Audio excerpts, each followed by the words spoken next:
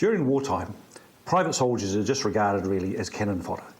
But it costs an awful amount of money to train a pilot, an officer, a commando, a special agent. And so they invariably have secreted about their bodies objects that help them evade, get back to their own lines, or if captured, to escape. Now, of course, the problem with after capture, the first thing is they get searched and everything useful taken away. Excuse me. Now, all you saw me do is take from an unsearched pocket to a searched pocket a map of the district, made out to look at first sight like a handkerchief. So we have a map. Now we need direction if we're going to travel, particularly at night. So we need a compass. This is a uniform button. And if we unscrew it, there inside is a compass. This is an officer's dress uniform collar stud for the white uniform. Scrape away the outer layer of paint, and underneath is a compass. These two look like standard pressed brass buttons for battle dress trousers. They're fly buttons. Mass produced, cheap as anything. But actually these two are special. This one has a spike on it. This one has a dimple. And if the dimple is put on top of the spike, notice what happens. It rotates. The top one is actually made of steel and just made to look like brass. It is a compass. And so in evasion, the first thing people could do was take off their compass out of their fly buttons, and away they went. A great example of simple magnetism. A good example of electromagnetic induction is to take a magnet and drop it through a metal tube. So if I do that, that magnet is just slowly, slowly falling. And now it's out. Now, it was nothing much to do with the size of the tube or friction. I can take this plastic tube and drop it, and you'll see the magnet hurtle through it. So clearly it's to do with the fact that this is an electrical conductor. What's happening? As the magnet falls, it induces electrical currents around the tube, and they, by Lenz's law, oppose the motion of the magnet. And so the magnet very slowly falls down through this. Can we check that this is the correct effect? Sure. We'll take a similar aluminium tube. Now this has slots cut in it. And those circular currents can't form nearly as well where those slots are. So now listen to that magnet.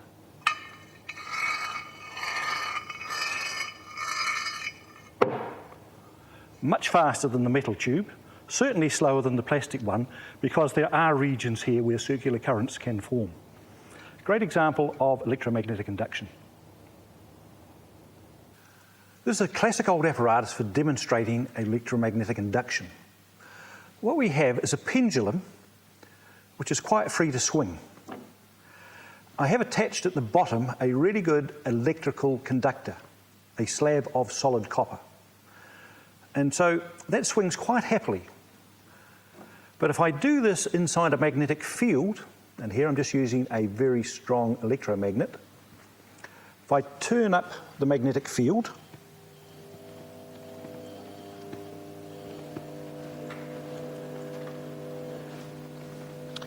and now I swing this, watch what happens. It is a superb example of Lenz's law. We have a conductor entering a magnetic field, and that induces into this copper rod electric currents in such directions that they try to stop the motion caused by the swing. And so the bar comes to a halt in very short order. It's a good example of electromagnetic braking. Now what we can do is replace that solid bar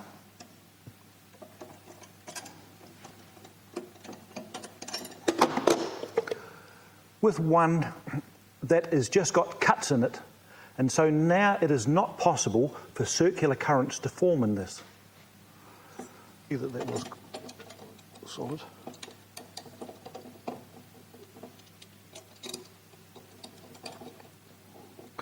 With no magnetic field, naturally it just swings quite happily. If I apply the magnetic field,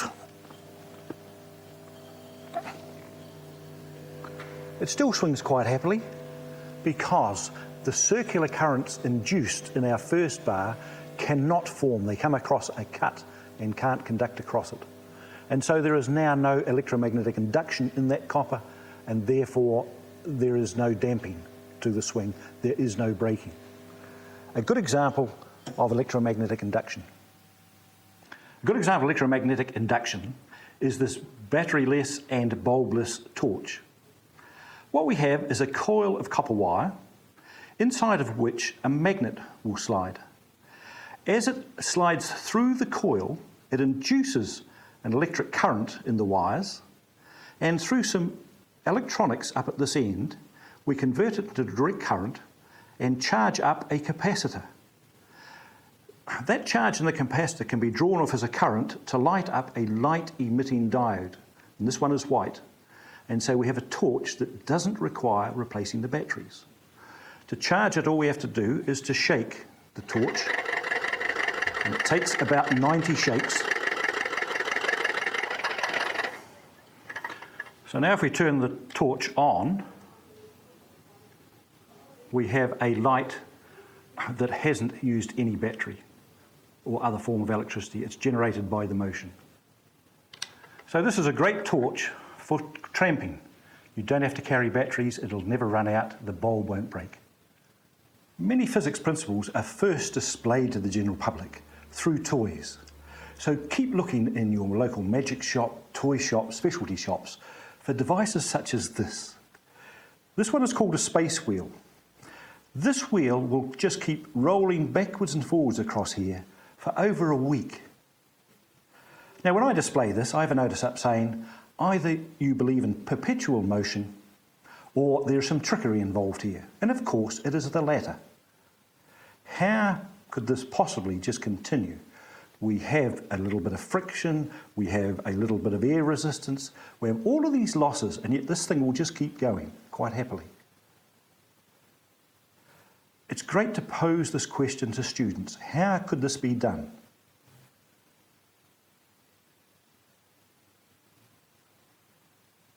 And if you don't want the answer straight away, turn off now. But of course, what is involved here is electromagnetic induction. Each arm has a magnet in it. As it crosses the middle part there is a coil that those moving magnets, moving magnetic field, induce an electric current into. A transistor reverses the phase of that, and that gives the arm, the magnet in the arm, a kick away. And so each time it goes over the central coil, it gains a little bit of energy, whatever it lost in the friction and the air rotation. So just to check that there is a magnet in each arm, let's just take something that's pressed steel. Right, proof that there is a magnet in each of those arms. So any of these toys that look like they have perpetual motion, invariably there is a magnet in them, electromagnetic induction, and energy being put back into the system where clearly there is a battery underneath this, and that is the source of energy that is driving this device. So keep looking out for toys that display nice physics principles. Another great example of electromagnetic induction is actually this ball, again from toy shops.